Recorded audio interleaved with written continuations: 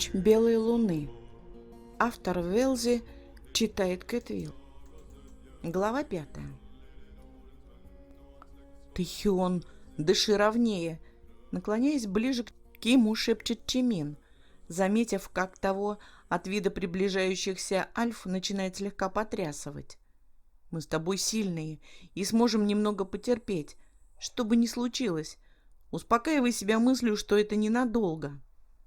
Сам Чимин чувствует себя ничуть не лучше, но находит силы добровольно вложить свою руку в протянутую ладонь подошедшего к нему Намджуна и даже вымученно улыбнуться. Пары хранят молчание на протяжении всего пути.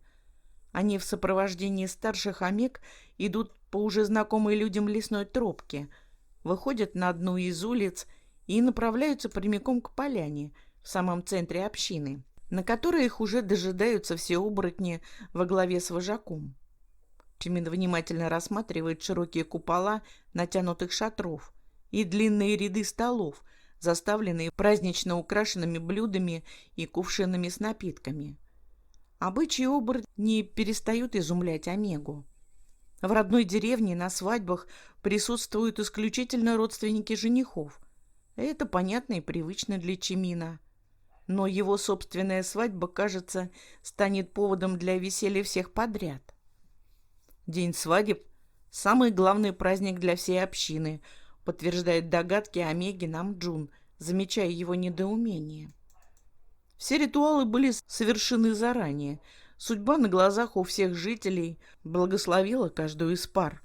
А вожак подтвердил это, передав Омегу его Альфе и позволив поставить метку. «Метку?» — непонимающе переспрашивает Чимин. Намджун осторожно прикасается к тонкому омежьему запястью, подушечками пальцев невесомо гладя нежную кожу и повязанный браслет. «Это?» — оборотень поддевает ногтем и не сильно дергает шерстяную нить. «Моя метка. Ты носишь мой запах. Каждый видит, что ты мой муж. Я знаю, что у людей метка ставится укусом альфы, но оборотни никогда и никому не приносят незаслуженных страданий и не обрекают мучиться от ненужной боли». «Я бы мог с этим поспорить», — хмуро отвечает Чимин, вспоминая брызги чужой крови, что 10 лет назад оросили рубаху отца. Но спохватывается и вновь растягивает губы в улыбке. На этот раз почти искренней. Когда придет время, снять браслет не составит большого труда. И значит, вернуться к своей семье он сможет без уродливого рубца на шее. «Не надо со мной спорить», — мягко, почти кротко говорит Альфа, и в его голосе Чимину слышится тщательно скрываемая угроза. «Сегодня наш день, и ни к чему его портить бессмысленными распрями. На свадьбах надо веселиться, а не ссориться». Веселиться у общины получается более чем хорошо. Это Чимин уже успел заметить на брачных боях, а поведение волков на сегодняшнем празднике только подтверждает все сделанные выводы. Оборотни громко и наперебой выкрикивают поздравления новым семейным парам. Не скупятся на пожелания всех благ, дают шуточные наставления, и некоторые из них настолько откровенно похабные, что омегам-людям от стыда хочется спрятаться под стол. Но их альфы и все другие парочки воспринимают все услышанное с нескрываемым удовольствием и благодушием. Чимин утыкается взглядом в свою тарелку. От мельчешащего перед глазами народа начинает кружиться голова. Кажется, оборотни ни минуты не могут усидеть на месте. Они постоянно вскакивают из-за стола и через минуту возвращаются обратно. Без конца обмениваются объятиями и дружескими похлопываниями. Особенно много достается женихам-альфам. И Чимин уверен, что плечи Намджуна, скрытые тканью рубахи, уже давно расцвели пылающе красным. Бегающие вокруг визгливые дети вперемешку с не менее шумными волчатами то и дело норовят проскользнуть под столами, при этом чуть не сбивая с лавок пирующих взрослых. Но на них никто не ругается и не пытается наградить воспитательным подзатыльником, а только по-отечески ласково трепет по спутанным макушкам и загривкам. да суют в руки и раскрытые зубастые пасти самые лакомые кусочки из тесно выставленных на столах мисок и горшков. Оборотни немного шутят, прохаживаются по поляне и общаются между собой с такой нетерпеливой радостью, словно не виделись очень много лет. И даже Намджун с Хасоком оставляют своих мужей, чтобы присоединиться к разговорам с другими жителями общины. Чимин успокаивающе улыбается замученному Тэхёну, которого Альфа не бросает ни на миг. Чонгук, болтая без умолка, подкладывает в тарелку своему жениху все новые и новые лакомства, ежеминутно тормошит Омегу и расцеловывает его малиновые щеки, дурашливо трется лбом о тонкое плечо и гладит ладонью по неестественно прямой, вытянутой в струну спине. Иногда Чонгук что-то заговорщицки шепчет Тэхёну на ухо и недвусмысленно кивает в сторону домов, видимо, предлагая завершить застолье и, наконец-то, уединиться. И смиренно, хоть и огорченно, вздыхает, когда Омега в ответ испуганно мотает головой. Чувствуя, как в голове рассерженным роем пчел бьет виски тупая тянущая боль, Чимин тянется к кувшину с высоким горлышком, стоящему в чане с подтаявшими кусочками льда, и бесстрашно наливает себе полную кружку напитка, подозрительно пахнущего чем-то знакомо терпким. Замечает брошенные на него удивленные взгляды оборотней и делает крупный глоток. Горло и пищевод обжигает жидким огнем, и Омега, глухо закашлявшись, торопливо засовывает в рот кусок копченого мяса, пытаясь потушить разгорающееся внутри пламя. «Решил перед первой брачной ночью как следует накидаться?» — дружелюбно любопытствует сидящий рядом Юнги и довольно хмыкает, подцепляя пальцами парочку кусочков льда из чана. «Рябиновая настойка очень крепкая, и, скорее всего, твоему мужу не понравится, что ты ее пьешь. Но знай, лично я полностью одобряю твой выбор». Мин задумчиво хрустит ледом и с нескрываемым обожанием в глазах поглядывает на стоящего поодаль Хасока, который, широко улыбаясь, продолжает принимать бесконечные поздравления от собратьев. «Откуда летом взялся лед?» — спрашивает Чимин не из-за любопытства, а из желания поддержать разговор, чтобы хоть ненадолго отвлечься от пугающих мыслей, и делает еще один крупный глоток настойки. «Из погреба», — бубнит с наполненным ртом Юнги, с удовольствием пережевывая новую порцию. Ранней весной альфы откалывают глыбы льда и уносят глубоко под землю. Лед не тает до самой осени, и это позволяет нам долго сохранять туши пойманной дичи свежими. Использовать его для охлаждения напитков – недопустимая роскошь. Ну, как не позволить себе подобное расточительство в столь торжественный день? Оборотень наигранно закатывает вверх глаза и цокает языком, чтобы сидящий рядом Омега еще раз осознал всю важность данного праздника для общины, но уже через мгновение крупно вздрагивает и вытирает влажные пальцы о подол рубахи, услышав за своей спиной вопль Хасока. «Что ты делаешь, Юнги? Зачем ты грызешь лед? У тебя же снова горло заболит!» Чимин, тихонько хихикнув, наливает себе очередную кружку настойки, провожая взглядом хохочущего Юнги, которого куда-то поволок на руках встревоженный Хасок. Пока он разговаривал с оборотнем, из-за стола пропали и Чонгук с Тэхёном. Но больше Омегу это особо не волнует. Он осторожно прихлебывает из кружки приятно согревающий горло напиток, закусывает из стоящей рядом плошки хрустящими солеными сыроежками и бодро притоптывает ногой в такт зазвучавшей на поляне музыки. Веселье оборотней в самом разгаре, и Чимину почему-то нестерпимо хочется присоединиться к ним. Открыто улыбаться и хохотать вместе с радостными дружелюбными созданиями. Танцевать до самого утра в кругу других омег. Во все горло петь незнакомые песни, а может быть и научить оборотней тем, которые Чимин знает еще с детства. Тем, которые поют в его родной деревне. Омега делает попытку встать, но земля почему-то предательски качается под ногами, и он, заливисто смеясь, шлепается обратно на скамью. Чимин, не обращая внимания на хмурый вид Альфы, приветливо тянет руки к своему приближающемуся мужу, жестом приглашая на танец. Он словно впервые видит Намджуна, и тот, хоть и немного двоится в глазах, кажется Омеге необычайно привлекательным. Высокий, широкоплечий, с забавно приподнятой вверх русой челкой, самый. «Нам пора домой», — сухо сообщает Намджун, помогая встать из-за стола капризно захныкавшему супругу.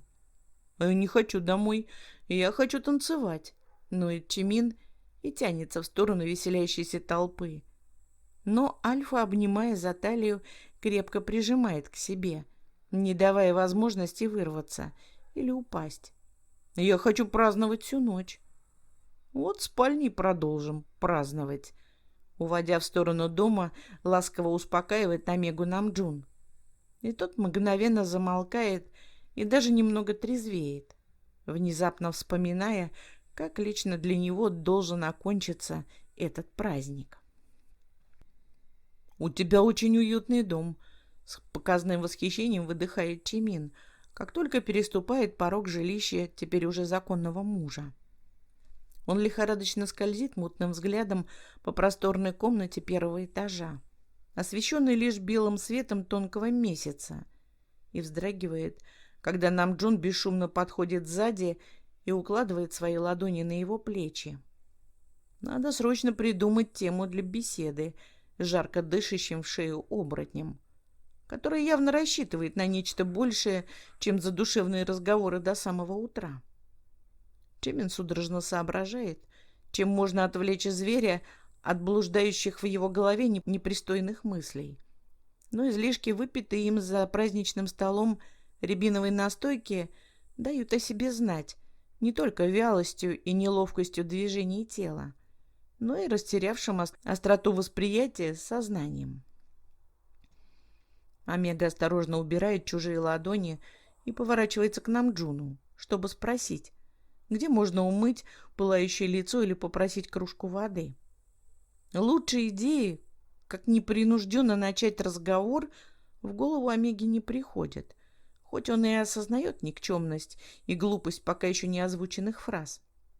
Умывальник четко выделяется в левом углу, а на стоявшем посреди комнаты столе заранее выставлен глиняный кувшин. Но прежде чем Чимин успевает хоть что-нибудь произнести, Намджун уверенно притягивает его к себе и, властно обхватив ладонью чужой затылок, тянется за поцелуем. Все, что делает Намджун, для Чимина происходит впервые, и тот невольно напрягается всем телом, зажмуривает глаза и сжимает губы, но очень скоро с удивлением понимает, что сотни раз прокрученная в мыслях ситуация на деле оказывается вовсе не омерзительной. Все складывается на удивление неплохо, и Омега позволяет Альфе продолжать мягко касаться ртом, слегка прихватывая и оттягивая в нижнюю губу. Неуловимо скользить влажным языком, пробуждая что-то сладко тянущее внизу живота.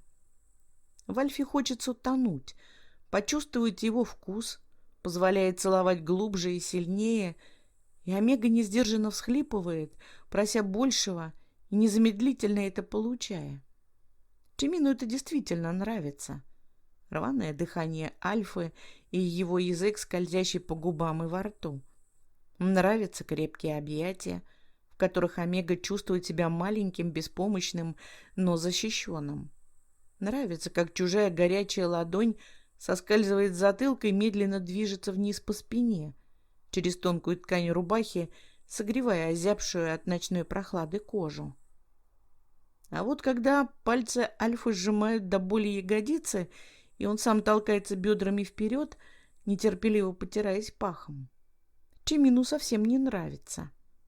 Он хлопает Альфу по плечам и возмущенно мычит в поцелуй, требуя немедленно все прекратить. «Намджун, послушай», — хрипло выдыхает Чимин, как только оборотень отстраняется и внимательно смотрит, дожидаясь объяснений. «Мы же с тобой сознательные люди, оборотни — разумные существа. Омега улыбается, радуясь, что смог подобрать нужные слова, и более уверенно продолжает. То, что мы сейчас делаем, это нормально, ведь мы стали семейной парой.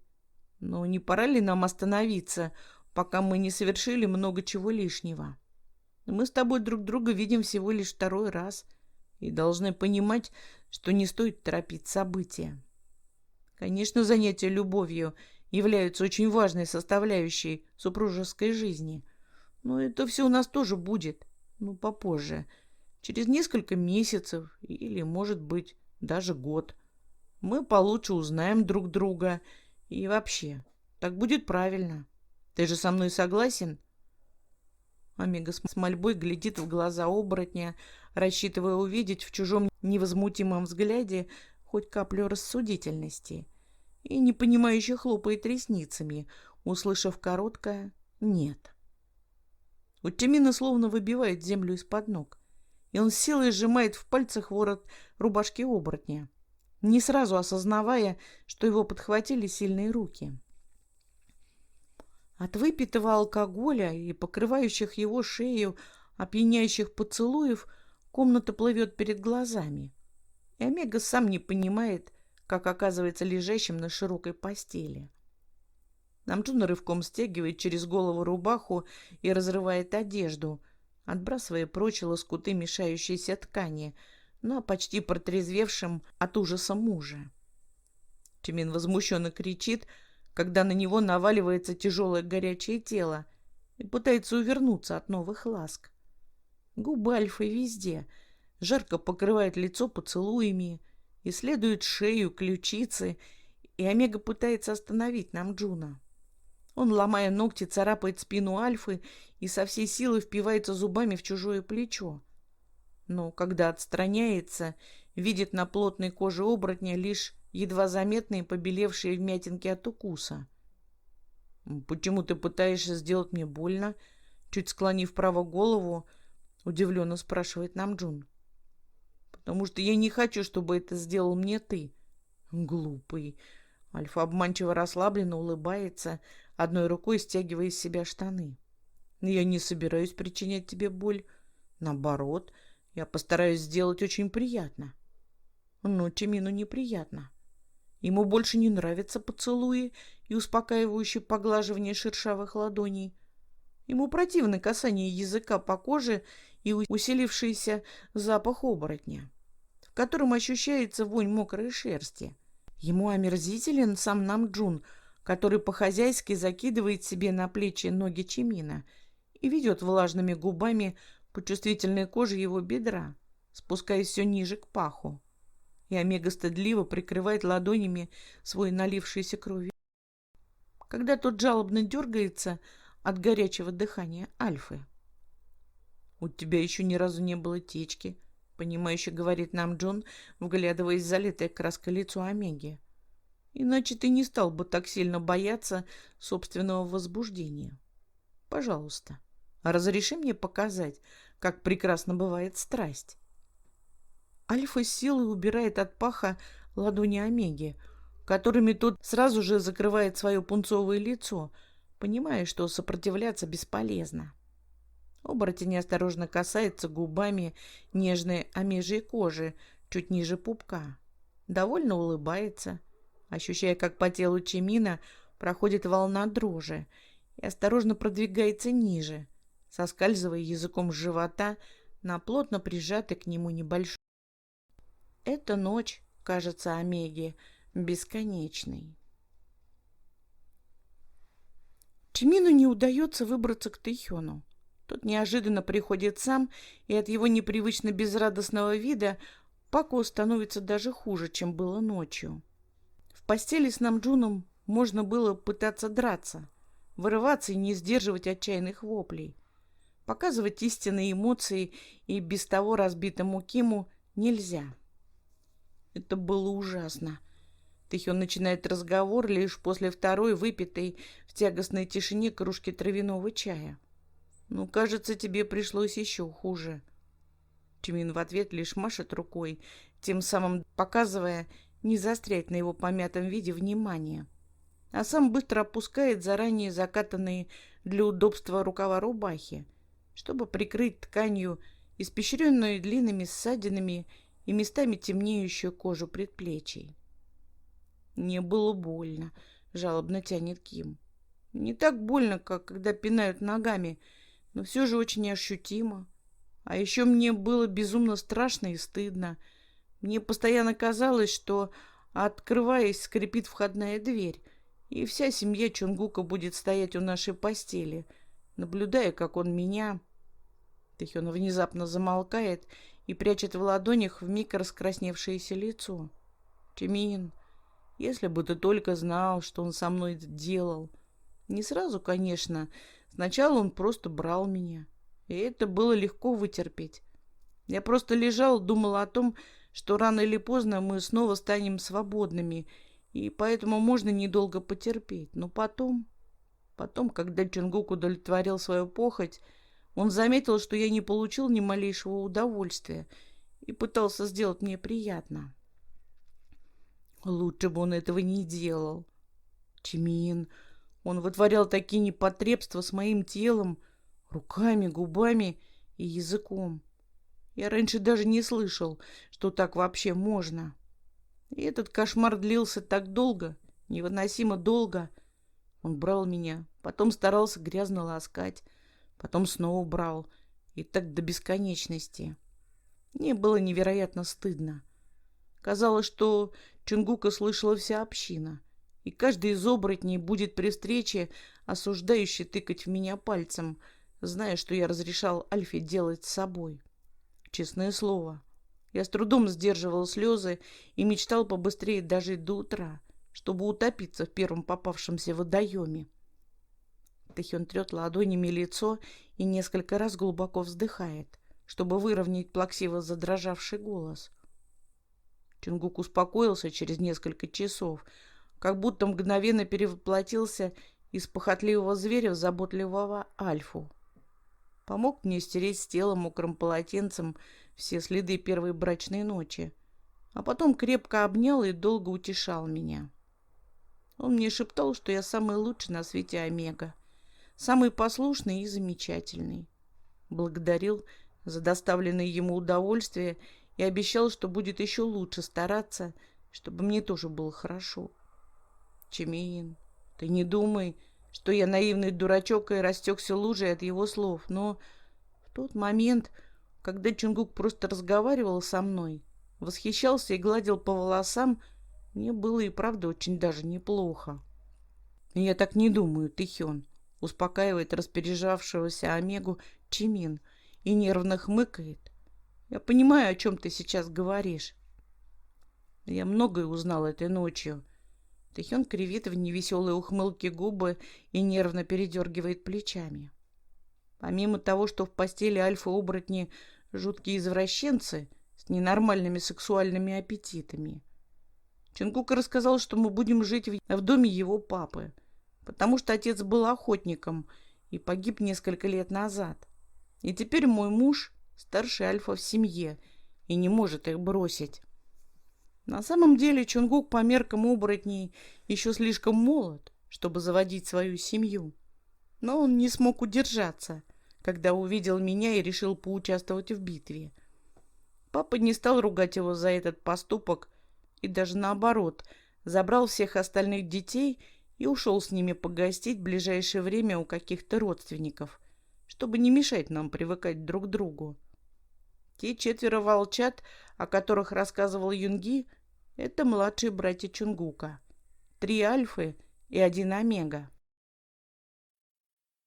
В семье Чонгука из 5 детей 4 альфы? Удивленно переспрашивает Чимин. Наверное, его отец гордился этим. Наверное, неуверенно отзывается Ким, а после неловко улыбается и доверчиво делится с Чимином своими мыслями. Знаешь, несмотря на то, что было ночью, я рад, что стал мужем именно этого альфы. Чонгук со мной действительно очень мягок и осторожен. Он так гордится мной и своей победой. Не думаю, что альфы были бы так же добры ко мне. А ты? Внезапно спохватывается Тэхён с искренним сочувствием, заглядывая в глаза Пака. Как у тебя прошла эта ночь? Практически так же, как и у тебя. Вот только ощущения были в обратном порядке. Хмуро отвечает Чимин и торопится закрыть эту тему разговора. Что еще важного тебе рассказал Чонгук? Еще... Омега внезапно фыркает от смеха. Еще он сказал, что у Юнги очень странное чувство юмора. На это заявление Чимин лишь недоверчиво качает головой, не разделяя веселье друга. Интуиция подсказывает Паку, что не все сказанное Омегом оборотней было неудачной шуткой. Глава 6. Мы живем в общине уже 2 недели, и ты ни разу не был у меня в гостях. Обиженно тянет Тэхён, бросая в корзинку еще несколько ягод земляники. А лежащий на траве Чимин лениво приоткрывает глаза, болезненно щурится от слепящих лучей солнца и неохотно садится. Оба омеги, как и во все прошлые дни, снова пришли в лес, чтобы попытаться определить, в какой стороне находится их деревня. Но на этот раз Тэхён захватил с собой пару корзинок, сообщив, что ему надоело бесцельно кружить между деревьев, а так хоть и ягод наберут. Полянка с земляникой нашлась быстро, в отличие от дороги домой. «Не хочу заходить в дом к твоему Альфе», — хмуро отвечает Чимин. «Мне вполне хватает общения с одним оборотнем, Намджуном». Тэхён отправляет горсточку ягод в рот и мечтательно смотрит в небо. «А я под окнами цветы посадил». «Ну зачем?» — недовольно интересуется Пак. «Ну, чтобы красиво было», — широко улыбается Ким. Чимин разочарованно стонет, вновь ложась на спину. В этом ответе заключена вся сущность Тэхёна. Он каждый день радостно делится с другом всеми произошедшими событиями в его жизни. Рассказывает, как помог одинокому соседу Альфе вскопать пару небольших грядок и посадить укроп. На вопрос, зачем он это сделал, Чимин услышал, чтобы у него всегда под рукой была свежая зелень. Ким старательно прибирается в доме мужа, чтобы тому было приятно. Собирает ягоды, чтобы сварить Чонгуку вкусный компот, который очень хорошо освежает в летний зной. Тэхён отвечает на все вопросы, но Чимин так и не понял, зачем тому все это нужно, если они оба надолго не задержатся в общине. В итоге Пак воспринимает все усилия Т как ловкую маскировку под человека, полностью смирившегося со своей тяжелой судьбой, отмечая при этом, что лично ему тоже следует лучше стараться изображать радость и восторг от супружества, чтобы угрюмым видом не вызывать подозрений у оборотней, а сам с трудом сдерживает желание плюнуть Намджуну в кружку с чаем. И каждую ночь на его теле появляются свежие синяки и ссадины. Чимин по-прежнему не соглашается вечерами добровольно идти в спальню. «Ну и как?» — небрежно интересуется Пак. Чонгук по достоинству оценил цветочки. «Не знаю», — растерянно отвечает Тэхён, собирая ягоды в Чиминову корзинку, которую тот наполнил лишь наполовину. «Мы это не обсуждали. Но я не хочу быть неблагодарным, ведь Чонгук очень добр ко мне. А еще он смотрит на меня так, как будто я какое-то сокровище или лучший человек во всей округе. Честное слово, когда мы рядом, он глаз с меня не спускает».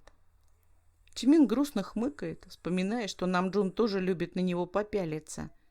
Но Пак, в отличие от Тэхёна, не испытывает от этого ни малейшего восторга. Желтые глаза оборотня прожигают внимательным взглядом, выворачивают наизнанку душу, и иногда Омеге кажется, что муж видит его насквозь.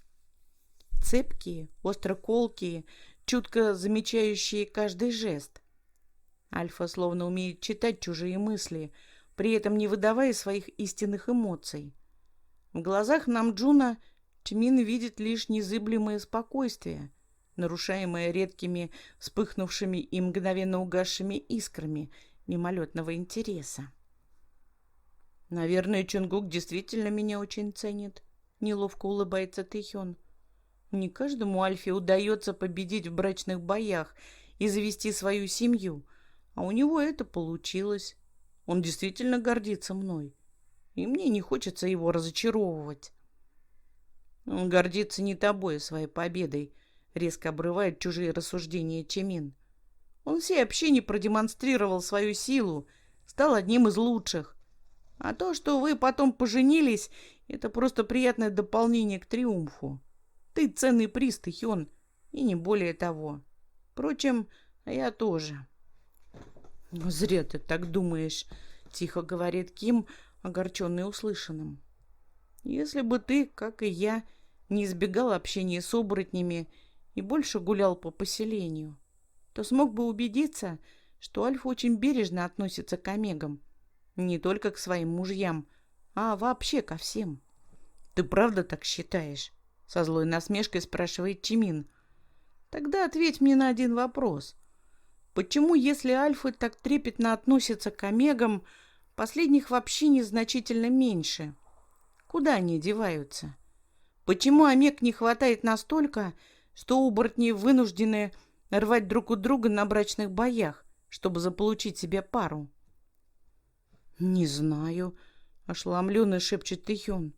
«Я и сам успел заметить эту странную разницу в количестве альфа и омег. Но до разговора с тобой всерьез об этом не задумывался. Но я могу спросить Чонгука, почему так выходит». «Спроси», — кивает головой Пак, «если тебе так сильно нравится разговаривать со своим муженьком. И не забудь заодно ненавязчиво поинтересоваться, в какой стороне находится ваша деревня. Или ты уже тут обжился и больше не хочешь никуда уходить?» «Хочу», — еле слышно мямлит Тэхён, пряча свой взгляд. Обе омеги поднимаются с травы и направляются в сторону общины. Солнце неумолимо клонится к горизонту, а альфы строго запретили им бродить в лесу по вечерам. Они возвращаются в общину с последними лучами заходящего солнца. Тимин внимательно смотрит перед собой, чтобы не споткнуться об то и дело перебегающих им дорогу детей и волчат, которые с веселым визгом гоняют по улице истошно орущих кур. Тэхён радостно озирается по сторонам, приветливо кивая тем оборотням, с которыми уже успел познакомиться. «Тимин, смотри!» — внезапно восклицает Ким и указывает пальцем в сторону дома, в окне которого появляется хорошо знакомый брюнет. «Это же Юнги!» «Ну и что из того?» — бурчит в ответ Чимин, наблюдая за оборотнем, выставляющим на подоконник противень с румяными пирогами. «Не помню, чтобы он нас в гости приглашал». И как назло, именно в этот момент брюнет замечает двух бредущих по дороге людей и призывно машет рукой, приглашая зайти. Тэхён, крепко схватив за руку собирающегося идти дальше Пака, устремляется к крыльцу дома. И уже спустя минуту оба омеги сидят за столом, заставленным блюдами с пирогами. «Вам чаю налить или компот пить будете?» — гундосит Юнги, встретивший людей с неожиданным гостеприимством, и шумно высмаркивается в огромный носовой платок, который тут же прячет обратно в карман рубахи. «Чай», — коротко отвечает Чимин. Но когда Тэхён пихает его под столом ногой, уже более вежливо интересуется. «Что, опять простудился?» «Обращай внимание», — отмахивается Юнги. «Случайно попал под дождик и немного простыл». «Ты же специально выбежал под ливень с градом», — удивленно выговаривает Ким, который был свидетелем всего случившегося. Скакал по лужам и кричал, как это приятно — ощущать на своей коже удары холодных льдинок. До тех пор, пока тебя Хасок силой обратно под крышу не загнал. «На твоем месте, Тэхён, я бы деликатно промолчал», — укоризненно качает головой Юнги, услышав, как сдавленно фыркнула от смеха Чимин. Он разливает по 3 кружкам обжигающий горячий ромашковый чай, присаживается за стол и двигает одно из блюд ближе к гостям. Да вы ешьте, не стесняйтесь, а то я смотрю, вы еле домой ковыляете, уставшие, комарами покусанные. Да и думаю, чаем вас угощу. А вы со мной с земляникой поделитесь. На это нахальное предложение оборотня Чимин очень хочет ответить, что ягод полно в лесу, и Мину не составит большого труда набрать себе их сколько угодно. Но его опережает Тэхён. «Ну, забирай хоть всю корзинку», — бубнит с набитым ртом Ким. «Мы с Чимином завтра снова в лес пойдем». «Ой, я так тронут твоей щедростью», — оборотень обнажает в улыбке острые клыки. «А мы так удивлены твоей хозяйственностью», — язвит в ответ Чимин. «Особенно после твоего рассказа о том, что всеми домашними делами занимаются альфы». «Ну, я еще упоминал, что в обязанности Омег входит воспитание детей». Ничуть не обижается Юнги и кивает головой в сторону окна. По заботливо выставленному противню уже вовсю шарят крохотные ручонки соседской ребятни, привлеченные ароматом свежей выпечки. Если детей не кормить, то очень скоро воспитывать будет некого. Мелкие весь день бегают по улице. И задача каждого уважающего себя омеги общины — следить, чтобы они всегда были сыты. К тому же, разве вам не хочется порадовать своих альф вкусным ужином? Встретите уютом чисто убранного дома. Утомительные обязанности и искреннее желание позаботиться о муже, который весь день трудился во благо всей общины — это разные вещи. «Я бы очень хотела спеть Чонгуку блинчиков», — печально вздыхает Тэхён, на что Чимин неодобрительно закатывает глаза. «Но в доме нет ни яиц, ни молока». «Яйца по кустам поищи», — деловито советует Юнги. «Куры несутся где попало. А кувшин молока сможешь взять после вечерней дойки». «Что? Вы не знали, что у общины есть козы и овцы?» О том, что оборотни разводят мелкий рогатый скот, омеги знали. Сначала просто догадывались, находя среди принесенных им продуктов жирное молоко, свежий творог и мягкий сыр. Чуть позже, к великому удивлению, случайно увидели на одной лесной полянке мирно пасущееся стадо. Но кто им просто так отдаст молоко? «У моего альфа нет своей козы», — растерянно тянет Тэхён и замечает, как удивленно округляются глаза оборотня. «А зачем она вам нужна, если есть общее стадо?» А люди и оборотень непонимающе смотрят друг на друга, и последний, внезапно осознавая, хлопает себя ладонью по лбу.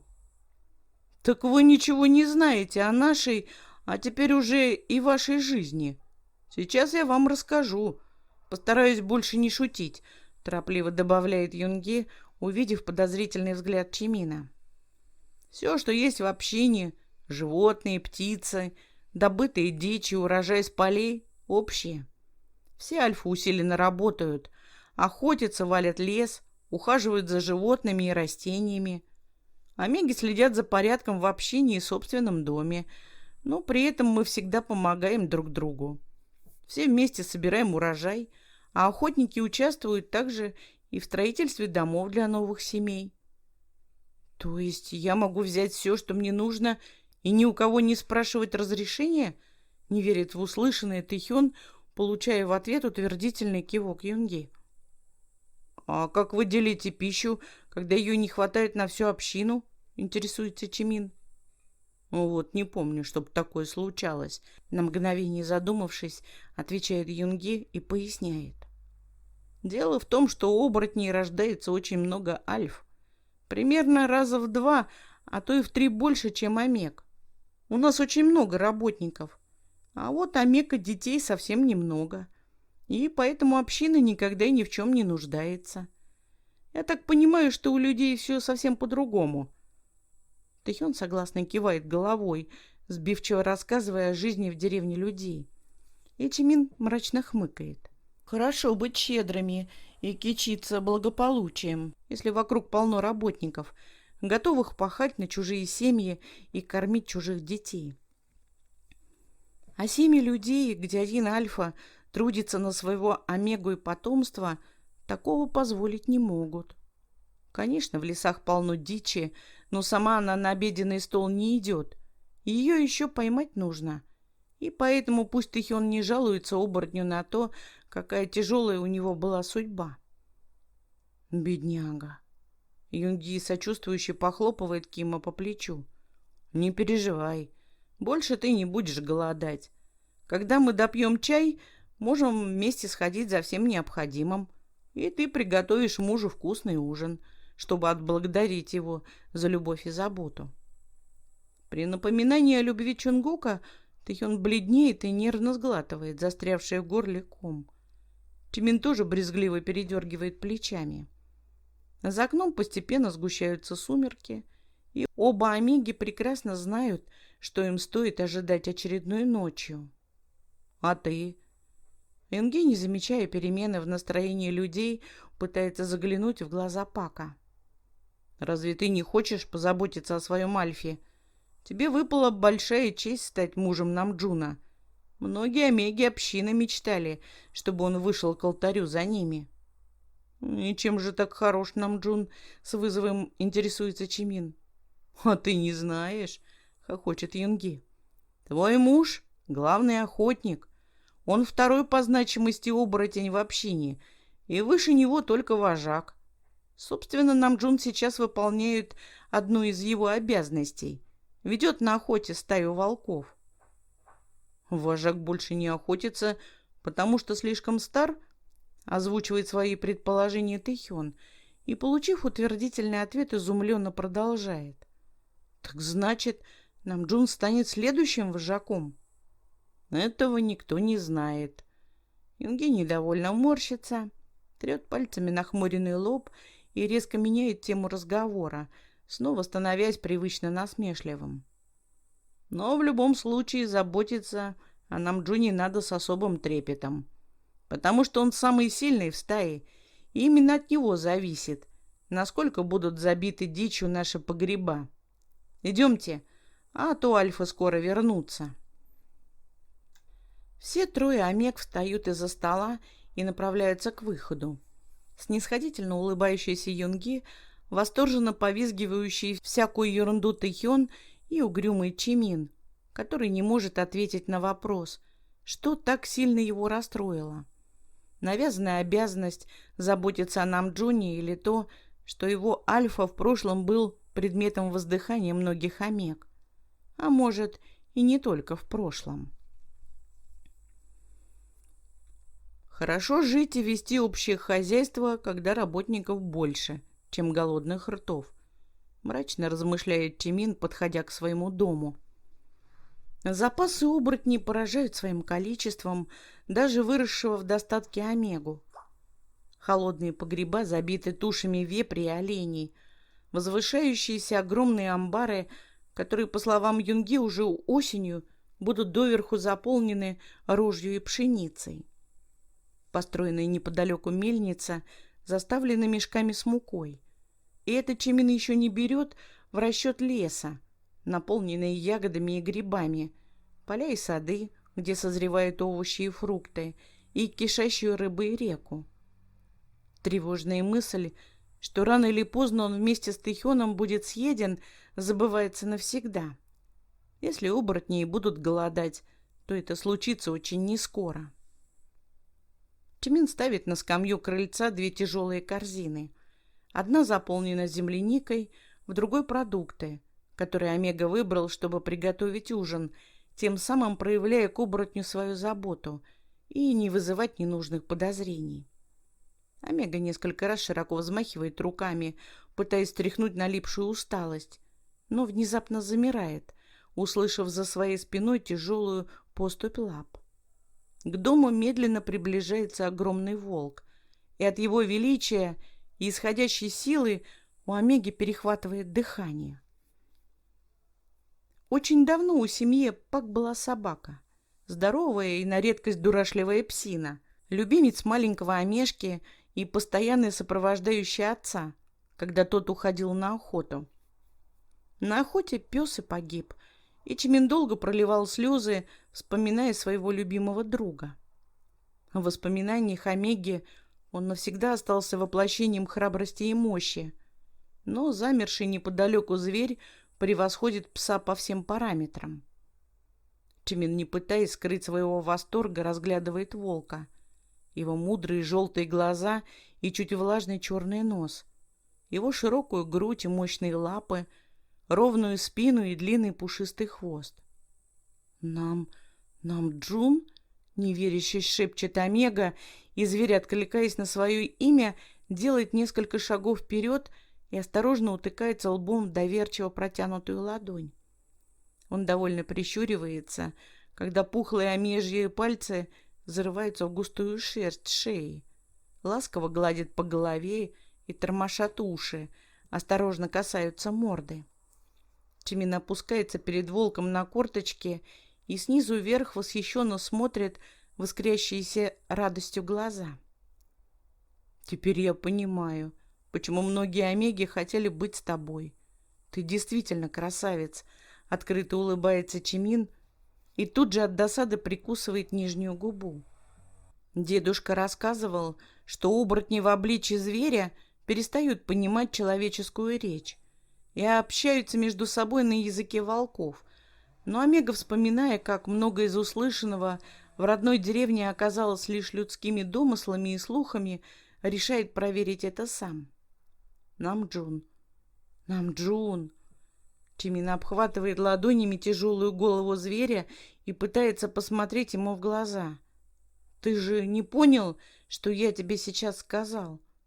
Волк не реагирует на заданный вопрос, продолжая тереться об Омегу, выпрашивая еще немного ласки. «Нет, Намджун, сначала ответь. Ты меня понимаешь?» Настойчиво интересуется Пак и, осознавая, что зверь ответить ему точно не сможет, озвучивает приказ. «Если ты понимаешь, что я говорю, то поймай зубами свой хвост».